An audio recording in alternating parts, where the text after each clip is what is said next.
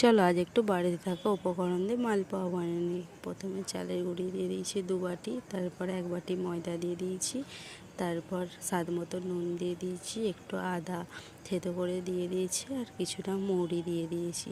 ভালো করে মিক্সড করে নিয়ে এরকম জল গরম দিয়ে দিয়েছি পরিমাণ মতো।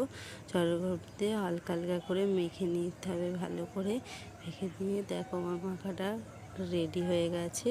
তেল গরম করতে দিয়ে দিয়েছি।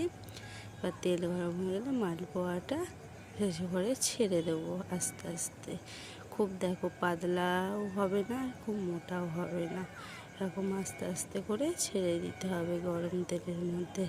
করে ছেড়ে দিয়ে দেখো কত সুন্দর আমার মালপোয়াটা ফুলেছে। তোমাদেরও ফুলবে, ভালো মতো পরিমাণ করে দিয়ে দিতে হবে। দেখো কত সুন্দর হয়েছে আমার মালপোয়াটা। দেখো খুব সুন্দর করে ভেজে নিতে হবে। ভেজে নেওয়ার পর চলো এবার টেস্ট করে দেখি কেমন লাগে। চলো এবার টেস্ট করে দেখি। খুব দারুণ হয়েছে, তোমরাও করতে পারো বাড়িতে থাকা সহজ উপকরণ।